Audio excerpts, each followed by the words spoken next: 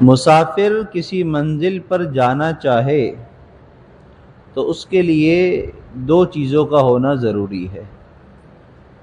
Number ایک، منزل پر جانے کا راستہ معلوم ہو کہ جہاں مجھے جانا ہے وہاں کا راستہ کیا ہے، کون سا ہے۔ نمبر دو، جانے کے وسائل موجود ہوں، گاڑی ہے، سائیکل ہے، موٹر سائیکل ہے، ٹرین ہے، پلین ہے، وسائل موجود ہوں تو انسان منزل پر بآسانی پہنچ جاتا ہے۔ اگر وسائل ہوں لیکن منزل کا راستہ معلوم نہ ہو تو بھی منزل پر پہنچنا مشکل ہے۔ منزل پر پہنچنے کا راستہ تو معلوم ہے لیکن وسائل نہیں ہیں تو بھی جانا مشکل ہے۔ تو دونوں چیزوں کا ہونا ضروری ہے۔ مشاہدہ ہے کہ روڈ بلاک ہے، کیوں بلاک ہے کہ راستے میں ایک ٹینکر کھڑا ہوا ہے جس کی وجہ سے راستہ تنگ ہو گیا ہے، ٹریفک جام ہوا ہے۔ قریب جا کر دیکھا تو وہ تو پیٹرول اور آئل کا ٹینکر ہے۔ بھئی جب اس کے پاس پیٹرول موجود ہے تو پھر کیوں راستہ بلاک ہے، کیوں رکا ہوا ہے؟ تو معلوم یہ ہوا کہ جو اس کی اپنی انجن کی ٹنکی ہے اس میں پیٹرول نہیں ہے، تو اس کے اوپر تو پیٹرول لدا ہوا ہے ٹنوں کے حساب سے، لیکن اس کے استعمال کا جو پیٹرول ہے وہ نہیں ہے، تو بھی راستہ بلاک بھی ہو گیا، خود بھی رک گیا، دوسروں کو بھی روک دیا۔ بالکل ایسے ہی جس کو راستہ معلوم ہو لیکن وسائل نہ ہو تو بھی رکاوٹ بنے گا۔ راستہ وسائل موجود ہیں، راستہ معلوم نہیں ہے تو بھی رکاوٹ بنے گا، تو بھی منزل تک نہیں پہنچ سکے گا۔ بالکل اسی طریقے سے اللہ کا ولی بننے کا جو راستہ ہے وہ معلوم ہونا بھی ضروری ہے اور اللہ تک پہنچنے کے وسائل ہونا بھی ضروری ہے۔ آج ہر ایک مسلمان کی یہ چاہت ہے میں اللہ کا نیک بندہ بن جاؤں، میں اللہ تک پہنچ جاؤں۔ منزل معلوم ہے، اب کسی کو راستہ معلوم نہیں ہے اور کسی کے پاس وسائل نہیں ہیں۔ وسائل کیا ہیں کہ اللہ تک پہنچنے کے لیے جو اسباب چاہیے وہ کس کے پاس ہیں؟ وہ علماء کے پاس ہیں، علم کے ذریعے۔ علم جس کے پاس ہے اگر وہ اس راستے پر نہیں چل رہا تو بھی منزل پر نہیں پہنچے گا۔ تو معلوم یہ ہوا کہ بے عمل عالم وہ بھی منزل تک پر نہیں پہنچے گا، اور عام آدمی جس کے پاس علم نہیں ہے، راستہ معلوم نہیں، اسباب نہیں، وہ بھی نہیں پہنچے گا۔ تو دونوں چیزوں کا ہونا ضروری ہے، راستہ بھی معلوم ہو، وسائل بھی ہوں، تو پھر انسان اللہ تک بآسانی پہنچ سکتا ہے۔ اب اللہ تک پہنچنے کا سب سے مختصر ترین راستہ کون سا ہے؟ راستے تو بہت سارے ہیں، نماز ہے، عبادات ہے، قرآن ہے، فلاح بہبود کے کام ہیں، سماجی کام ہیں، یہ سارے راستے اللہ کی طرف جا رہے ہیں، منزل سب کی اللہ ہے اگر اللہ کی رضا کے لیے انسان کر رہا ہے تو۔ لیکن سب سے تیز ترین راستہ اور مختصر راستہ کون سا ہے؟ فرمایا کہ ایمان والا ہو اور وہ اللہ کے ذکر میں لگ جائے، اللہ کی یاد میں لگ جائے۔ تو اللہ کی یاد کو جو انسان اپنے دل سے یاد کرتا ہے، دل میں اللہ کو بسا لیتا ہے، تو وہ سب سے جلدی اللہ تک پہنچ جاتا ہے، سب سے جلدی اللہ تک پہنچ جاتا ہے۔ تو اللہ تک پہنچنے کا مختصر ترین راستہ وہ اللہ کی یاد ہے، اللہ کا ذکر ہے۔ قرآن پاک میں اللہ تعالیٰ نے شیطان کے کرتوتوں کا ذکر کیا، ان تمام اس کی حرکتوں میں سب سے مین بات کہ شیطان جس چیز سے سب سے زیادہ انسان کو روکتا ہے وہ اللہ کا ذکر ہے۔ کیا ہے؟ اللہ کا ذکر ہے۔ مثال کے طور پر کسی دشمن سے سامنا ہو جاتا ہے، جیسے پولیس والے ڈاکوؤں کو دیکھتے ہیں، پکڑتے ہیں، تو سب سے پہلے کام کیا کرتے ہیں؟ ہینڈز اپ کرتے ہیں۔ کیوں؟ اس کے ہاتھ اوپر کر دیے جائیں، ہاتھ اوپر ہوں گے تو یہ بے قابو ہو جائے گا، اسلحہ ہوگا تو بھی استعمال نہیں کر سکے گا، طاقتور ہوگا تو ہاتھ اوپر ہوں گے، بندے ہوں گے تو پھر یہ ہاتھوں کو استعمال نہیں کر سکے گا، نہ اس کا اسلحہ کام آئے گا، نہ اس کی طاقت کام آئے گی، نہ اس کا کوئی اور سبب کام آئے گا۔ سب سے پہلا کام دشمن کے لیے کیا کیا جاتا ہے؟ ہینڈز اپ کیا جاتا ہے اس کو۔ بالکل ایسے ہی شیطان جب انسان پر حملہ کرتا ہے تو سب سے پہلے اس کو ہینڈز اپ کرتا ہے، اور اس کا ہینڈز اپ کیا ہے؟ اللہ کے ذکر سے روکنا، اللہ کے ذکر سے روکنا۔ جیسے ہی انسان اللہ سے غافل ہوتا ہے شیطان اس پر حاوی ہو جاتا ہے۔ اسی لیے ہم دیکھتے ہیں کہ بہت سارے نمازی نیک لوگ بھی بعض دفعہ غلط کام کر جاتے ہیں۔ وجہ کیا ہوتی ہے کہ وہ اچھے ہونے کے باوجود بھی جہاں اللہ کے ذکر سے غافل ہوتے ہیں وہیں شیطان حاوی ہو جاتا ہے، وہیں نفس ان کے اوپر حاوی ہو جاتا ہے۔ تو اللہ کا ذکر ایسی عبادت ہے کہ اگر اس کو ہم اختیار کر لیں تو ہم اللہ تک بھی بآسانی پہنچ جائیں گے اور شیطان کے شر سے بھی بچے رہیں گے، شیطان کے شر سے بھی بچے رہیں گے۔ فَأَنْسَاهُمْ ذِكْرَ اللَّهِ، شیطان جب حملہ کرتا ہے تو اللہ کے ذکر کو بھلا دیتا ہے۔ بعض دفعہ ایکسیڈنٹ ہو جاتا ہے، کوئی حادثہ ہو جاتا ہے تو کہتے ہیں بھی کیا ہو گیا؟ کہنے لگے یار دعا بھول گیا تھا، دعا پڑھنا بھول گیا تھا، جیب کٹ گئی، کیا ہوا تھا؟ آیت الکرسی نہیں پڑھی تھی، حادثہ ہو گیا بسم اللہ نہیں پڑھی تھی۔ اکثر یہ سننے میں آتا ہے کہ یہ بھی ایک عذر سامنے آتا ہے۔ تو جہاں اللہ کا ذکر رہا وہیں نقصان ہو گیا، وہیں نقصان ہو گیا، شیطان اپنی چال میں کامیاب ہو گیا۔ فَأَنْسَاهُمْ ذِكْرَ اللَّهِ، سب سے پہلے اللہ کے ذکر کو بلاتا ہے۔ اور قرآن پاک میں اللہ تعالیٰ فرماتے ہیں یا ایھا الذین آمنوا لا تلھکم اموالکم ولا اولادکم عن ذکر اللہ، اے ایمان والو تمہارا مال اور تمہاری اولاد تمہیں اللہ کے ذکر سے ہلاکت میں نہ ڈال دے، غافل نہ کر دے۔ اس لیے کہ مال اور اولاد کا چکر ایسا ہے کہ جس میں انسان پھنستا ہے، شیطانی چال کے قابو میں آ جاتا ہے، نفس کی مکاری میں آ جاتا ہے، اپنی اولاد کے لیے حرام کی طرف چلا جاتا ہے، ناجائز کام کی طرف چلا جاتا ہے، مال حاصل کرنے کے لیے جائز ناجائز کو چھوڑ دیتا ہے۔ سود ہے تب بھی آنے دو، حرام ہے تب بھی آنے دو، رشوت ہے تو بھی آنے دو، جیسے بھی مال آ رہا ہے آنے دو۔ تو مال کے لیے اور دوسرا اولاد کے لیے، بچوں کا پیٹ پالنا ہے، ان کو تعلیم دلوانی ہے، ان کو کھانا کھلانا ہے، لہٰذا کوئی چیز پڑی ہے وہ بھی چوری کر لے گا۔ راستے سے جا رہا ہے کوئی چیز پڑی ہوئی مل گئی چاہے وہ 10 روپے کی کیوں نہ ہو، اٹھائے گا، کیوں؟ پیسہ آ جائے گا، پیسے کا لالچ۔ اور دوسرا پیسہ اولاد ہے تو اولاد کے لیے، ان کو روٹی کھلانی ہے، پیسے چاہیے۔ لہذا کتنے واقعات ہم دیکھتے ہیں ہماری زندگی کے اندر ایسے آتے ہیں کہ ہم ایسے نظارے ہمارے سامنے ہوتے ہیں کہ اپنی اولاد اور مال کے لیے انسان اللہ کو بھول جاتا ہے۔ اور جب انسان اللہ سے غافل ہوتا ہے تو فوراً شیطان اس پر حملہ آور ہوتا ہے، اس کو اللہ سے دور کر دیتا ہے۔ تو فرمایا اللہ تک پہنچنے کا مختصر ترین راستہ وہ اللہ کی یاد ہے، اللہ کی یاد ہے۔ تو ہمیں ہر وقت اللہ کو یاد رکھنا ہے، ہر وقت اللہ کو یاد رکھنا ہے۔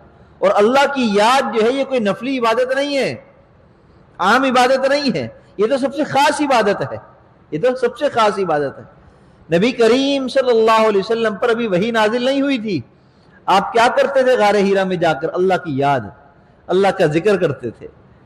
نماز تو فرض نہیں تھی اس وقت، نماز تو نازل نہیں ہوئی تھی اور احکامات تو نہیں آئے تھے، لیکن اللہ کی یاد تو آپ کے پاس تھی، ہر وقت اللہ کو یاد کرتے تھے، اللہ کا ذکر کرتے تھے۔ تو معلوم یہ ہوا کہ سب سے اول ترین عبادت وہ اللہ کی یاد ہے۔ اللہ کی یاد میں جب انسان ڈوب جاتا ہے تو باقی ساری عبادت اس کے لیے آسان ہو جاتی ہے، باقی سارے کام اس کے مسئلے حل ہو جاتے ہیں، ساری مشکلات اس کی دور ہو جاتی ہے۔ تو سب سے پہلا کام ہے اللہ کی یاد کو دل میں بسانا، اللہ کی یاد کو دل میں بسانا۔ سورۃ الم نشرح اما سپارے کی ایک سورت ہے، ان مع العسر یسرا فاذا فرغت فانصب والى ربک فارغب۔ کیا قرآن پاک میں اللہ نے فرمایا فاذا فرغت فانصب، کہ جب تو ہر چیز سے فارغ ہو جائے تو اپنے آپ کو مخصوص کر لے، موڑ لے، والى ربک فارغب، اپنے رب کی طرف رجوع کر لے۔ کیا مطلب؟ دن بھر عبادات کر لی، دین کے کام کر لیے، قرآن پڑھ لیا، پڑھا لیا، روزگار کے لیے مزدوری کر لی، جو ہے سارے کام کاج سے نوکری سے فارغ ہو کر آ گئے، تو کچھ ٹائم اللہ کی یاد میں بھی اب بیٹھ جاؤ۔ ہاں، بیٹھ جاؤ مصلی پر، اللہ کو یہاں دل سے یاد کرو۔ کہاں سے یاد کرو؟ دل سے یاد کرو۔ اب دو باتیں ہیں، ایک ہے اللہ کی یاد زبان سے اور ایک ہے اللہ کی یاد دل سے، ان دونوں میں فرق ہے۔ فرق کیا ہے؟ دیکھیے، ہم ڈاکٹر کے پاس جاتے ہیں تو دو طرح کی دوائیاں ملتی ہیں۔ ایک دوا ہوتی ہے سیرپ اور ٹیبلٹ کی صورت میں کہ یہ آپ پی لیں تو آپ کی بیماری صحیح ہو جائے گی، دوا کھا لیں تو بیماری صحیح ہو جائے گی۔ لیکن کب ہوگی؟ آدھا گھنٹے بعد دوا کا اثر ہوگا، فوراً نہیں ہوگا، فوراً نہیں ہوگا۔ کیوں نہیں ہوگا؟ اس لیے کہ دوا آپ کے پیٹ میں جائے گی، وہاں سے اس کے ذرات پھر جو ہے آپ کے بدن میں پھیلیں گے، پھر خون میں ملاوٹ ہوگی، جب خون پر وہ دوا کا اثر پڑے گا تو آپ کی بیماری صحیح ہوگی۔ تو ٹائم لگے گا اس پروسیس کے اندر، کھانے کے بعد کھانی ہے تو پھر اور ٹائم لگ جائے گا، تو وقت لیتی ہے دوا اثر انداز ہونے میں۔ اور دوسری دوائی ہے جس کا فوراً اثر ہوتا ہے، وہ ہے انجیکشن۔ انسان نڈھال پڑا تھا، بالکل یوں بے ہوش تھا، اس کو انجیکشن لگا دیا، تھوڑی کے بعد آنکھیں کھل جاتی ہے۔ بے ہوشی میں لے کر جاتے ہیں، ڈاکٹر ڈرپ لگا دیتا ہے، تھوڑی دیر کے بعد اس کو ہوش آ جاتا ہے، اس کی کمزوری ختم ہو جاتی ہے۔ تو انجیکشن وہ دوا ہے جس سے فوراً اثر پڑتا ہے۔ وجہ کیا ہے؟ انجیکشن ہمیشہ خون میں لگتا ہے، رگ میں لگتا ہے، تو خون میں جیسے ہی دوا جاتی ہے اس کا اثر فوراً ہو جاتا ہے، اور جو دوا پیٹ میں جاتی ہے اس کا اثر دیر سے ہوتا ہے، آہستہ آہستہ ہوتا ہے۔ جب تک خون میں اس کے اثرات نہ پہنچے اس کا تاثیر ظاہر نہیں ہوتی۔ بالکل ایسے ہی جب ہم کہتے ہیں اللہ اللہ اللہ، لا الہ الا اللہ، سبحان اللہ، الحمدللہ، اللہ اکبر، ہم تلاوت کرتے ہیں، نماز پڑھتے ہیں، ذکر کرتے ہیں، یہ ساری عبادتیں وہ ہیں جن کا اثر اس دوا کی طرح ہے جو دوا پیٹ میں جا رہی ہے، کہ اس کا اثر تو ہوگا لیکن تھوڑا سا آہستہ آہستہ ہوگا، تھوڑا رک کر ہوگا۔ اور دوسری دوا کون سی ہے انجیکشن کی طرح؟ وہ ہے دل۔ اللہ کی عبادات کا اثر دل پر پہنچتا ہے تو دل اللہ کی یاد میں آتا ہے تو انسان نیک بن جاتا ہے۔ اور جب دل سے اللہ کو یاد کرتے ہیں تو ڈائریکٹ دوا کہاں ملتی ہے؟ دل کے اندر، دل صاف ہو جاتا ہے۔ جب اللہ کی یاد دل میں آتی ہے تو دنیا کی یاد نکل جاتی ہے، غفلت ختم ہو جاتی ہے، اللہ کی یاد سے دل منور ہو جاتا ہے، تو دل کرتا ہے اللہ اللہ اللہ۔ جب دل اللہ کی یاد میں آتا ہے تو پورا بدن جو ہے وہ صحیح ہو جاتا ہے۔ اور یہ تو اللہ کے محبوب صلی اللہ علیہ وسلم کی حدیث مبارکہ ہے کہ جسم میں ایک لوتھڑا ہے، اگر وہ صحیح تو پورا بدن صحیح، اگر وہ خراب تو پورا بدن خراب۔ الا وہی القلب، الا وہی القلب، الا وہی القلب، خبردار کہ وہ دل ہے، دل ہے، دل ہے۔ تو دل کا مرض ایسا ہے جو لگ جائے تو پورا بدن کمزور، اگر دل تندرست تو پورا بدن تندرست ہے۔ تو گویا کہ معلوم یہ ہوا کہ اللہ کی یاد اگر دل میں ہوگی، جس کو ذکر قلبی کہا جاتا ہے، تو پھر پورا بدن تندرست ہو جائے گا، سارے اعمال چلنا شروع ہو جائیں گے، ساری چیزیں صحیح ہو جائیں گی، انسان گناہوں سے رکنا شروع ہو جائے گا جب دل میں اللہ کی یاد آ جائے گی۔ تو آج سے ہم نے دل سے اللہ کو یاد کرنا ہے۔ زبان سے تسبیحات تو ہم نے کرنی ہے، صبح شام دوپہر نمازوں میں، تلاوت کے ذریعے، تسبیحات کے ذریعے، لیکن دن یا رات میں ایک وقت ایسا بھی ہو کہ جب ہم بیٹھ جائیں خاموشی کے ساتھ اور دل میں اللہ کو یاد کریں، اور ہم یوں محسوس کریں اللہ کی رحمت آ رہی ہے، میرے دل میں سما رہی ہے، اور میرا دل کہہ رہا ہے اللہ اللہ اللہ۔ چند دن کریں گے سکون محسوس ہوگا، روزانہ کی ترتیب بنا لیں گے، انشاءاللہ زندگی پرسکون ہو جائے گی۔ تو دل ذاکر بن جائے گا تو ساری چیزیں ذاکر بن جائیں گی۔ اور یاد رکھیے، جو ذکر کرنے والے ہوتے ہیں ان کے ساتھ جڑا کریں، ان کے ساتھ بیٹھا کریں، اللہ اللہ سیکھا کریں۔ کوئی کام بغیر سیکھے نہیں آتا۔ اللہ کے محبوب صلی اللہ علیہ وسلم نے فرمایا کہ جب ذکر کرنے والے جمع ہو جاتے ہیں ذکر کرنے کے لیے تو ملائکہ ان پر نازل ہو جاتے ہیں، اللہ کی رحمت ان پر برستی ہے اور سکینہ ان پر طاری ہو جاتی ہے۔ ذکر کی مجالس کی فضیلت ہے۔ فرمایا کہ جب تم جنت کے باغوں میں سے گزرا کرو تو چر لیا کرو۔ صحابی نے پوچھا کہ یا رسول اللہ صلی اللہ علیہ وسلم جنت کے باغ کیا ہیں؟ آپ نے فرمایا ذکر کی مجالس، ذکر کی مجالس۔ سبحان اللہ کہنے کی وجہ سے جنت میں ایک درخت پیدا ہو جاتا ہے جو اتنا بڑا ہے، اتنا سایہ دار ہے کہ عربی نسل کا گھوڑا 100 سال تک اس کے سائے میں دوڑتا رہے تو سایہ ختم نہ ہو، ایک دفعہ سبحان اللہ کہنے پر۔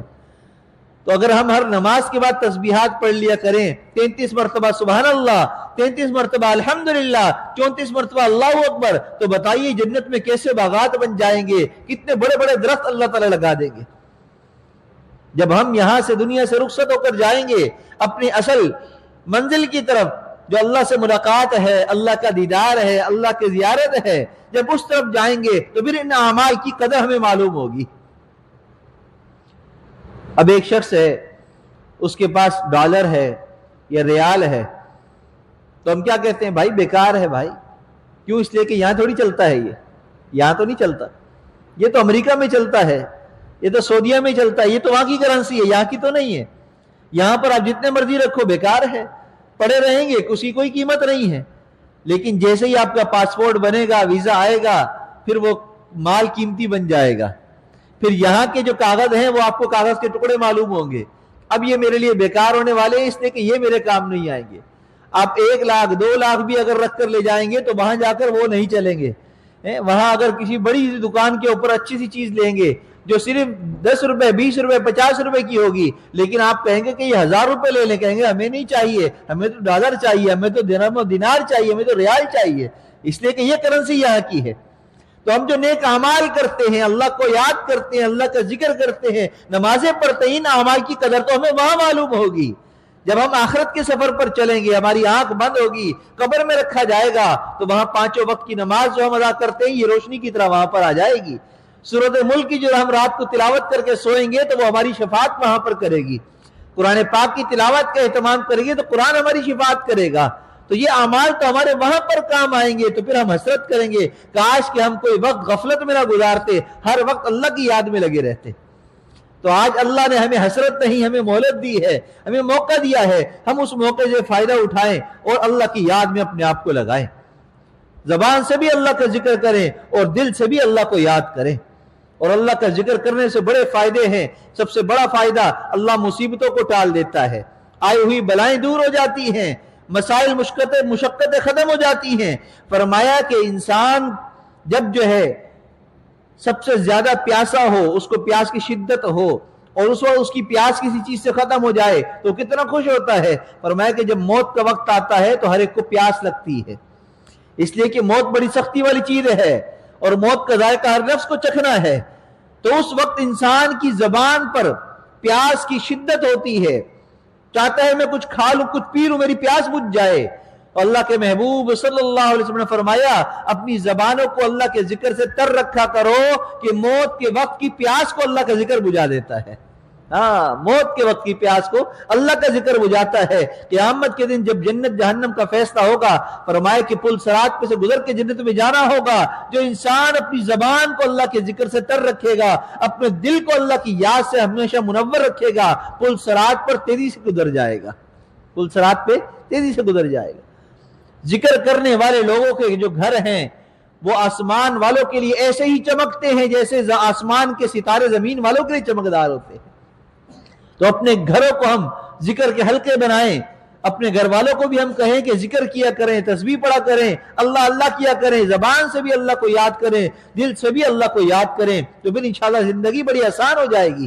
آخری بات، فَاذْكُرُونِي أَذْكُرْكُمْ، اللہ قرآن پاک میں فرماتے ہیں تم مجھے یاد کرو میں تمہیں یاد کروں گا، تم مجھے یاد کرو میں تمہیں یاد کروں گا۔ مفسرین نے بڑی اس کی عجیب تشریح فرمائی، فرمایا کہ اللہ تعالیٰ یہ کہتے ہیں تم غفلت کے زمانے میں مجھے یاد کرو، اپنی غفلت کو دور کرو، میں رحمت نازل کر کے تمہیں یاد کروں گا۔